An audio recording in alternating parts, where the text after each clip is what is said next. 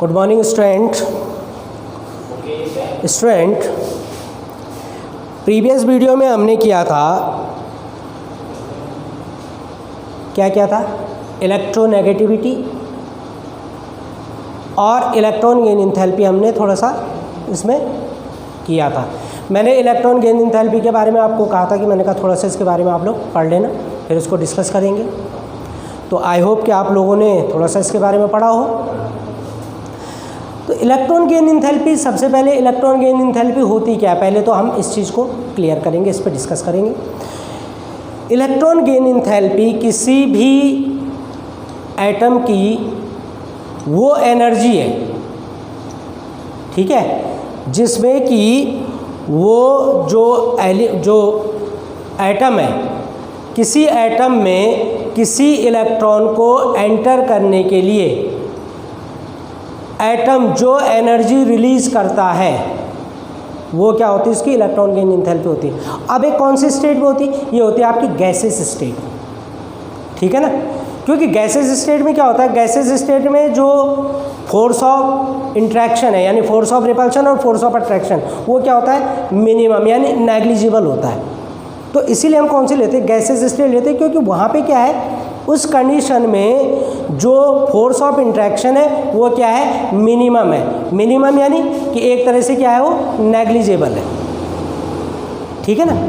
तो अब इस कंडीशन में जब इलेक्ट्रॉन को हम एंटर करवाते हैं किसी एटम में, तो इलेक्ट्रॉन को एंटर करवाने में जो एटम एनर्जी रिलीज करता है, आप देखो यहाँ पे एनर्जी रिलीज हो रही है, और आयनाइजेशन इंथैल्पी में क्या होता है, एनर्जी, वो पर्टिकुलर एटम वो एनर्जी क्या करता है, गेन करता है। तो दोनों में बेसिक डिफरेंस है। इसीलिए इलेक्ट्रॉन गेन इंथैल्पी हमेशा नेगेटिव होती है, क्योंकि यहाँ पे क्या है, यहाँ पे सिस्टम वर्क कर रहा, सिस्टम यानी एटम वर्क कर रहा, वो अपनी एनर्जी को रिलीज कर रहा, तो इसलिए एनर्जी क्या होती है, नेगेटिव होती है, ठीक है ना। अब जो इलेक्ट्रॉन गेन इंथैल्पी है, जनरल ट्रेंड क्या है इलेक्ट्रॉन गेन इंथैल्पी का, कि electron gain enthalpy top to bottom क्या होती है, डिक्रीज होती है। जो इलेक्ट्रॉन गेन इंथैल्पी है, अगर हम टॉप टू बॉटम चले तो इलेक्ट्रॉन गेन इंथैल्पी डिक्रीज होती है। लेकिन ऑक्सीजन फैमिली में एक वेरिएशन आता है। अब देखो, अगर हम इलेक्ट्रॉन गेन इंथैल्पी देखें ऑक्सीजन की जो इलेक्ट्रॉन गेन इंथैल्पी होती है -141 किलोजूल पर मोल। सल्फर की होती है -200 किलोजूल पर मोल, ठीक। सेलेनियम की होती है -195 किलोजूल पर मोल। टेल्यूरियम की होती है -190 किलोजूल पर मोल। और जो पोलोनियम है, पोलोनियम की होती है -174 किलोजूल पर मोल। अब जनरली होना क्या चाहिए, ऑक्सीजन की इलेक्ट्रॉन गेन इंथैल्पी सबसे ज़्यादा होनी चाहिए, क्योंकि फर्स्ट फैमिली मेंबर है, इसकी इलेक्ट्रॉन गेन इंथैल्पी क्या होनी चाहिए, ज़्यादा होनी चाहिए। लेकिन ऐसा नहीं होता। अब क्यों नहीं होता, इसका रीज़न क्या है, कि ऑक्सीजन की अपने पर्टिकुलर ग्रुप में जो इलेक्ट्रॉन गेन इंथैल्पी है वो सबसे लीस्ट है, सबसे कम है। क्यों, क्या रीज़न है इसका? और सल्फर की सबसे ज़्यादा है, तो क्या रीज़न है इसका, कैसा क्यों होता है? तो ऐसा इसलिए होता है क्योंकि ऑक्सीजन का जो साइज़ है वो सबसे स्मॉल है।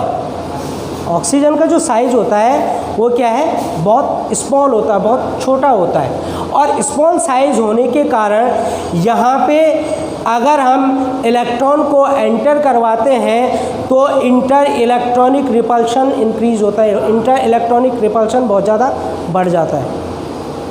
और इस इंटर इलेक्ट्रॉनिक रिपल्शन के कारण जो इनकमिंग इलेक्ट्रॉन है जो कि सेल में आ रहा है, वो क्या करता है, रिपल्शन फोर्स को बहुत ज़्यादा फील करता है, बजाय किसके, अट्रैक्शन के, ठीक है। अब अट्रैक्शन क्या होगा कि न्यूक्लियस जब उस पर अट्रैक्शन फोर्स लगाएगा अपकमिंग इलेक्ट्रॉन पे, तभी वो क्या करेगा, सेल में एंटर करेगा, ठीक है ना। सेल में एंटर इलेक्ट्रॉन कब होगा, जब इलेक्ट्रॉन क्या करेगा, उस पर अट्रैक्टिव फोर्स लगाएगा।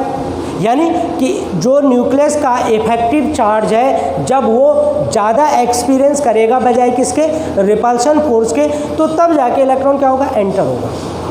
अब यहाँ पे क्या होता है, स्मॉल साइज है, स्मॉल साइज होने के कारण जो इलेक्ट्रॉन के बीच में रिपल्शन है, अब अगर हम देखें ये आपका ऑक्सीजन का एटम हो गया। अभी देखो 1 2 3 4 5 एंड 6, इसके अंदर कितने इलेक्ट्रॉन होते हैं, 6 इलेक्ट्रॉन। अब सपोज हम इसको एक इलेक्ट्रॉन यहाँ इस पर एंटर करवा रहे हैं, ये हमने इलेक्ट्रॉन यहाँ पे एंटर करवाया। अब ये देखो ये जो इलेक्ट्रॉन है और ये इलेक्ट्रॉन है, इनका रिपल्शन फोर्स क्या हो रहा है, इस पर लग रहा है। तो जब रिपल्शन फोर्स लग रहा है तो ये इसको क्या करेंगे, दूर हटाने की कोशिश करेंगे। अब ये न्यूक्लियस है, न्यूक्लियस का जो इफेक्टिव फोर्स है इस इलेक्ट्रॉन के लिए वो क्या हो रहा है, मिनिमम हो रहा है। मिनिमम क्यों हो रहा है, क्योंकि ये दोनों इसको रिपेल कर रहे हैं, दूर हो रहा है, यहाँ से इसकी डिस्टेंस इंक्रीज हो रही है। ये इलेक्ट्रॉन जब दूर हो रहा तो ये क्या करेगा, मिनिमम रिपल्शन, इस पर मिनिमम जो अट्रैक्शन फोर्स होगा वो न्यूक्लियस का मिनिमम हो जाएगा। तो यहाँ इसको एंटर करवाने के लिए, इस पर्टिकुलर सेल में इस इलेक्ट्रॉन को एंटर करवाने के लिए क्या करना पड़ेगा, ज़्यादा रिपल्शन फोर्स, ज़्यादा क्या लगाना पड़ेगा, ज़्यादा अट्रैक्टिव फोर्स चाहिए होता है। अब क्योंकि ऑक्सीजन का साइज ही छोटा है तो जो अपकमिंग इलेक्ट्रॉन है, अगर हम उसको यहाँ अगर न्यूक्लियस का इफेक्टिव चार्ज अगर हम इंक्रीज कर भी दें या बढ़ भी जाए तब भी इलेक्ट्रॉन इंटर होने में क्या है, प्रॉब्लम होगी, क्योंकि ये तो लगा ही रहे हैं, साथ में ये भी रिपल्शन फोर्स लगाएंगे, ये भी रिपल्शन फोर्स लगाएंगे, तो रिपल्शन फोर्स क्या हो जाता है, मैक्सिमम हो जाता है। ठीक है, और जब मैक्सिमम होता है तो जो अपकमिंग इलेक्ट्रॉन है, अपकमिंग इलेक्ट्रॉन न्यूक्लियस के इफेक्टिव फोर्स को बहुत कम फील कर पाता है और वो उस पर्टिकुलर सेल में नहीं एंटर हो पाता है। तो इसलिए ऑक्सीजन की जो इलेक्ट्रॉन गेन इंथैल्पी है अपने पर्टिकुलर ग्रुप में वो सबसे कम होती है। अब आ जाते हैं हम सल्फर पे। सल्फर की आयनाइजेशन इंथैल्पी, सल्फर की जो इलेक्ट्रॉन गेन इंथैल्पी है वो सबसे ज़्यादा है। अब क्यों सल्फर की इलेक्ट्रॉन गेन इंथैल्पी क्यों ज़्यादा है, वो इसलिए है क्योंकि सल्फर का जो साइज़ है वो क्या हो जाता है, लार्ज हो जाता है। सल्फर का साइज जो होगा वो क्या होगा, लार्ज होगा। अब देखो ऑक्सीजन में तो केवल 2 सेल है, सल्फर में कितनी आ जाती है, अगर हम सल्फर को देखें तो 1 2 एंड 3, कितनी सेल आ गई, 3। अब यहाँ देखो 1 2 3 4 5 6, अब साइज लार्ज हो गया। साइज लार्ज होते क्या हुआ, इससे क्या फ़र्क पड़ा, साइज लार्ज होने से जो इनके बीच की डिस्टेंस है, किनके, इलेक्ट्रॉन के बीच की जो डिस्टेंस है ये भी क्या हो रही है, इंक्रीज हो रही है। और जब डिस्टेंस इंक्रीज हो रही तो अगर यहाँ पे हमने किसी इलेक्ट्रॉन को एंटर करवाना है तो ये इलेक्ट्रॉन क्या है, रिपल्शन फोर्स को बहुत कम एक्सपीरियंस करेगा और न्यूक्लियस के फोर्स को क्या करेगा, ज़्यादा एक्सपीरियंस करेगा, तो ये इजीली क्या हो जाएगा, इसमें एंटर हो जाएगा। तो लार्ज साइज होने के कारण लार्ज साइज होने के कारण क्या होता है कि जो सल्फ़र है, सल्फ़र में जो अपकमिंग इलेक्ट्रॉन है वो बहुत कम एक्सपीरियंस करता है, बहुत कम एक्सपीरियंस करता है किसको, ये इलेक्ट्रॉन के रिपल्शन फोर्स को। तो इलेक्ट्रॉन का रिपल्शन फोर्स जब यहाँ पे कम हो जाता है तो ये इलेक्ट्रॉन इजीली इसमें एंटर कर जाता है। तो इसलिए सल्फ़र की जो इलेक्ट्रॉन गेन इंथैल्पी होती है वो बहुत ज़्यादा हो जाती है। ठीक है, ऐसे ऐसे टॉप टू बॉटम जब हम चलते हैं तो आयनाइजेशन इंथैल्पी का जो ट्रेंड है वो क्या है, डिक्रीज होता रहता है, क्योंकि तब क्या होता है, तब इलेक्ट्रॉन डोनेटिंग टेंडेंसी इंक्रीज होती है, क्योंकि जैसे जैसे साइज इंक्रीज होता है तो न्यूक्लियस से जो डिस्टेंस इंक्रीज होती है, न्यूक्लियस से जब डिस्टेंस इंक्रीज होती है तो जो टेंडेंसी होती है इलेक्ट्रॉन की वो क्या होती है, इलेक्ट्रॉन की जो टेंडेंसी होती है वो बाहर निकलने की होती है, यानी रिलीजिंग टेंडेंसी इंक्रीज होती है। तो यहाँ तो ठीक है ट्रेंड सल्फर से नीचे, लेकिन ऑक्सीजन में नहीं। तो ऑक्सीजन में क्यों नहीं है, क्योंकि ऑक्सीजन का साइज़ बहुत स्मॉल होता है, इंटर इलेक्ट्रॉनिक रिपल्शन फोर्स बहुत ज़्यादा होता है, जिसके कारण कि जो अपकमिंग इलेक्ट्रॉन है वो उस सेल में, पर्टिकुलर सेल में एंटर नहीं हो पाता है। सल्फर का साइज़ लार्ज है, लार्ज साइज होने के कारण जो अपकमिंग इलेक्ट्रॉन है वो जो इलेक्ट्रॉन का इंटर इलेक्ट्रॉनिक रिपल्शन फोर्स है उसको कम फील कर पाता है, या उस पर बहुत कम लगता है, तो वो इजीली उसमें क्या हो जाता है, एंटर हो जाता है। समझ गए बच्चों। नेक्स्ट टॉपिक आता है इसमें, जो अगली चीज़ आती है इसमें, वो आती है इसकी इलेक्ट्रोनेगेटिविटी।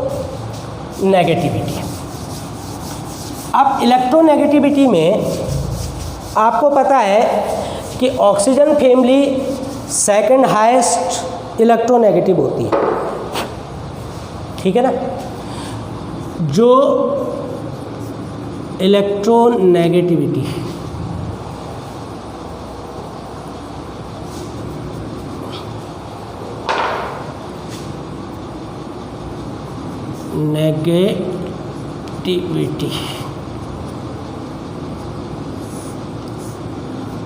तो ऑक्सीजन फैमिली क्या है, सेकंड हाईएस्ट मोस्ट इलेक्ट्रोनेगेटिव है। अगर हम इलेक्ट्रोनेगेटिविटी देखें तो ऑक्सीजन की जो इलेक्ट्रोनेगेटिविटी होती है वो कितनी होती है, 3.5, ठीक है ना। ऑक्सीजन की इलेक्ट्रोनेगेटिविटी कितनी होती है, 3.5।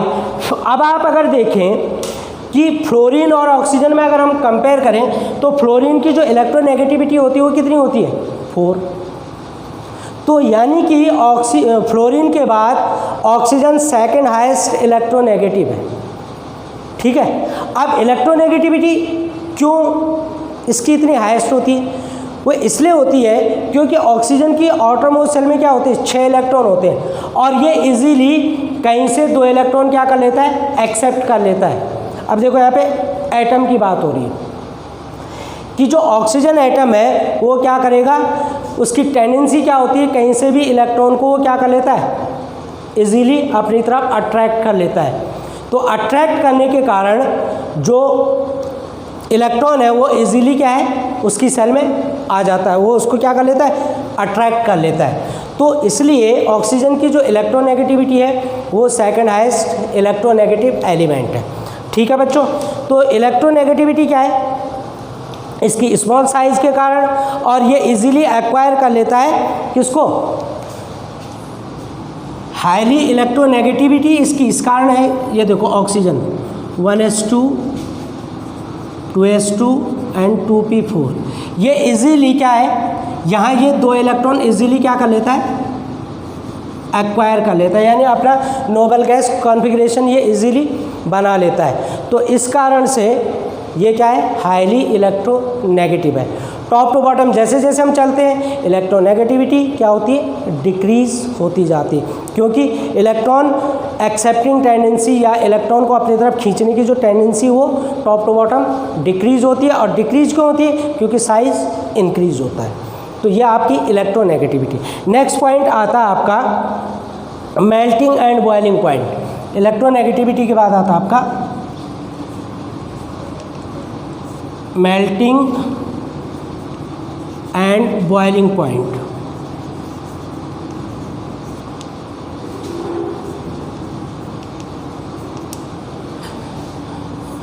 अब देखो मेल्टिंग और बॉइलिंग पॉइंट जनरली किस पे डिपेंड करते हैं, साइज पे, एटॉमिक साइज या एटॉमिक मास पे डिपेंड करते हैं। दूसरी चीज़ क्या है कि जो मेल्टिंग और बॉइलिंग पॉइंट है वो साइज पे तो डिपेंड करते हैं, साथ में वान डेर वाल्स फोर्स पे भी डिपेंड करते हैं।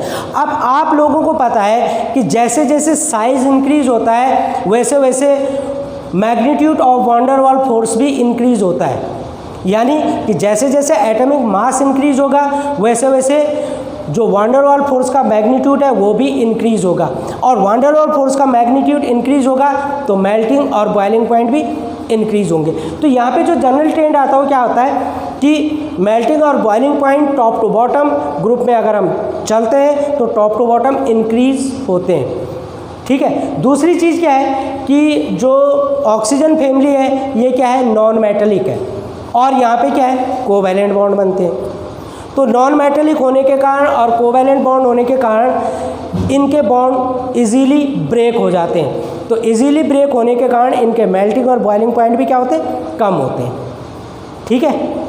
टॉप टू बॉटम क्यों इंक्रीज करते हैं, क्योंकि टॉप टू बॉटम जैसे हम चलते हैं जैसे जैसे क्या होता है, जैसे जैसे एटॉमिक मास इंक्रीज होता है वैसे वैसे magnitude of van der Waals force भी इंक्रीज होता है, और जब van der Waals force increase होता है तो मेल्टिंग और बॉइलिंग पॉइंट इंक्रीज हो जाते हैं। क्लियर बच्चों, तो ये है आपका मेल्टिंग और बॉइलिंग पॉइंट का डिफरेंस। अब आता है इसमें अगला कैटिनेशन, अगला पॉइंट है इसका कैटिनेशन। कैटिनेशन मीन्स होता है self linking property. Self linking property, यानी अपने आप से लिंक हो जाना। जनरली जो ऑक्सीजन है, ऑक्सीजन क्या करता है, डबल बॉन्ड फॉर्मेशन करता है। डबल बॉन्ड फॉर्मेशन के कारण इसकी जो कैटिनेशन प्रॉपर्टी होती है वो बहुत कम होती है, स्मॉल एक्सटेंट में होती है। लेकिन जैसे सल्फर है, सल्फर अपने हाइड्रोसल्फाइड में ये कैटिनेशन प्रॉपर्टी दिखाता है। ऑक्सीजन भी क्या है, पेरोक्साइड में ये कैटिनेशन प्रॉपर्टी दिखाता है। अगर हम पेरोक्साइड में देखें तो क्या होता है, H single bond O single bond O single bond H, ये क्या है, पेरोक्साइड। तो पेरोक्साइड में ऑक्सीजन कैटिनेशन प्रॉपर्टी दिखाता है। अगर हम सल्फर को देखें तो सल्फर अपने हाइड्रोसल्फाइड में, किसमें, अपने हाइड्रोसल्फाइड में, जैसे हाइड्रोसल्फाइड हो गया इसका H2S2, तो अभी देखो H single bond S single bond S single bond H, ऐसे ही H2S3, H single bond S single bond S single bond S single bond H, same as H2S4, H single bond S single bond S single bond S single bond S, 1 2 3 4 single bond H। तो ये देखो इनमें hydro, इसमें क्या है, sulphur क्या self linking property दिखा रहा है। ये देखो यहाँ पे 2 सल्फर लिंक हो रहे हैं, यहाँ पे 3 सल्फर लिंक हो रहे हैं, यहाँ पे 1 2 3 4 सल्फर लिंक हो रहे हैं। तो सल्फर अपने हाइड्रोसल्फाइड में catenation property, maximum catenation property show करता है, और ऑक्सीजन कहाँ पे करता है, केवल पेरोक्साइड में करता है। ठीक है, तो इसीलिए जो कैटिनेशन है, कैटिनेशन सल्फर का, sulphur maximum catenation property show करता है। ठीक है बच्चों, और लास्ट पॉइंट आता है इसमें आपका मल्टीपल बॉन्डिंग।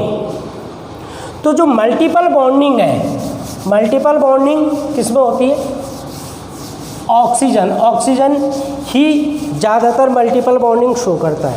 मल्टीपल बॉन्डिंग का मतलब क्या है, डबल बॉन्ड। तो ये क्या है, ऑक्सीजन की टेंडेंसी है मल्टीपल बॉन्ड।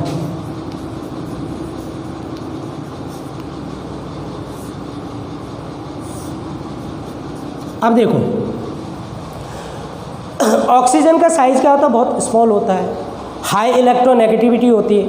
तो ऑक्सीजन के एटम आपस में क्या हो जाते हैं, लिंक हो जाते हैं, और क्या बनाते हैं, कौन सी बॉन्डिंग कर लेते हैं, पी पाई बॉन्डिंग कर लेते हैं।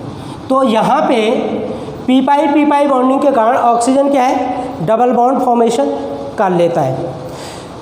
सल्फर जो होता है, सल्फर जैसे CS2 में C double bond S double bond C, CS2 में कैटिनेशन, CS2 में क्या है, मल्टीपल बॉन्डिंग प्रॉपर्टी दिखाता है। लेकिन ये जो मल्टीपल बॉन्डिंग प्रॉपर्टी है, ठीक है, ये प्रॉपर्टी क्या है, ये प्रॉपर्टी धीरे धीरे टॉप टू बॉटम डिक्रीज होती है। ठीक है, और इंक्रीज क्या होती है, सिंगल बॉन्डिंग।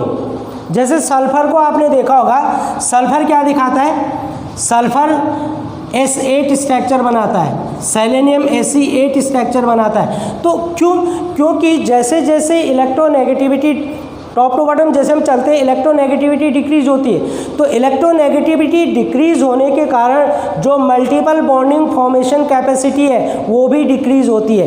तो सल्फर या सेलेनियम या टेलुरियम इतने कैपेबल नहीं होते कि वो मल्टीपल बॉन्डिंग कर लें, वो क्या करते हैं, सिंगल बॉन्डिंग बनाते हैं। तो इसीलिए इनके जो स्ट्रक्चर होते हैं पकड़ स्ट्रक्चर होते हैं। जैसे S8 का हम स्ट्रक्चर बनाते हैं, S single bond S single bond S single bond S single bond S, ये सल्फर का क्या है, पकड़ स्ट्रक्चर है। ठीक है, तो ये क्या है, इसका S8 स्ट्रक्चर है, पकड़ स्ट्रक्चर सल्फर का, समझ रहे हो। तो जो मल्टीपल बॉन्डिंग होती है वो केवल ऑक्सीजन ही शो करता है, और सल्फर में ये देखो CS2 में ही होती है। बाकी सल्फर और सेलेनियम या टेलुरियम जो होते हैं वो क्या दिखाते हैं, सिंगल बॉन्डिंग प्रॉपर्टी शो करते हैं, और क्या स्ट्रक्चर बनाते हैं, पकड़ स्ट्रक्चर ही बनाते हैं।